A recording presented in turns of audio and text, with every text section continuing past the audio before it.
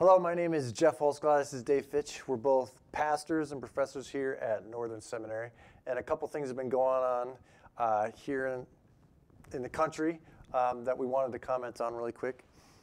President Trump has rescinded the executive order concerning DACA, which is the Deferred Action for Childhood Arrivals. And I know a lot of people on the right and the left of the political spectrum have been upset or cheering or lauding it. But we were wondering, what should the church say or do or think in the midst of this? And so you posted something recently and kind of got a reaction. I retweeted Shane Claiborne's tweet, which said, welcoming the stranger is not a conservative thing or a liberal thing. It's a Jesus thing, Matthew 25. It's a Jesus thing. Yeah, so it's, and what I found interesting is there was a couple of reactions to that on my Facebook page, which said, hey, that text or that idea is talking about the church, not the government. The church should stay out of the business of government, and the government should be left alone to do its thing. And I don't know about you, but that's not a good thing for me. I don't like that idea. You don't like that idea? No, I don't like I don't like that idea, but I have run into that quite a bit where people could say, well, maybe I'm a Christian, but my Christian stuff stays over here, and my politics stuff comes over here, and maybe some liberals are.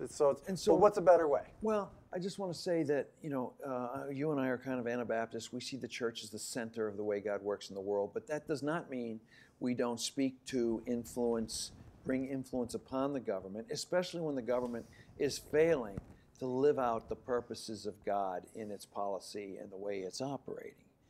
And so Romans 13 is about submitting to the government and submitting to its authority, but within that process, witnessing whenever the government stays or is in rebellion against God. So, I got 3 ideas for you. All right, so 3 ideas, even though we're living under the authority of the government or something like that, the church as a political, social body can witness in some fashion. Yes, we need to first live as a church that welcomes and goes and is with immigrants in our neighborhoods, welcome them among us, and be with them. Because, by the way, being with them, eating meals with them, makes it a lot harder for the government to deport them. Okay. I mean, think about it. If they're in your home and the government comes to your door, it's going to be a lot harder, right? So that's number 1. Number 2, sanctuary. The church can be a sanctuary. If it truly is a people of God, a politic where Jesus is Lord, and the government is going against the purposes of God, we can live out that politic as ourselves in our church and protect immigrants through the sanctuary church movement. Okay. And then thirdly, we can go make ourselves present to the government through various means, protests, marching, presenting our petitions to the government, arguing that the way of loving Jesus is to protect the immigrants, and we stand with the immigrants. 3 ways. 1, be a church that is with immigrants. 2, sanctuary immigrants that are being unjustly treated. And 3, present our case to the government.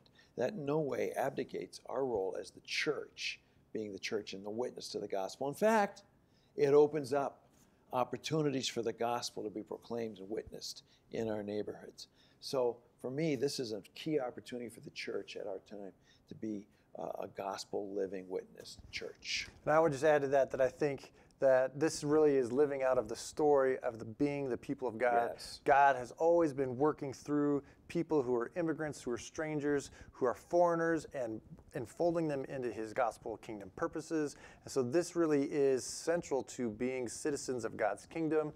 Many people say, hey, we want to be in a country full that follows laws and things like that. And yes, I get that that's true, but we're also primarily citizens of God's kingdom, and we have to live out of that story. So, I think our challenge to the church is now is the time to step up and resist, but also make space for immigrants to be protected from this action, and in this way, witness to the gospel. So you're saying step up. Step up. Step up, church.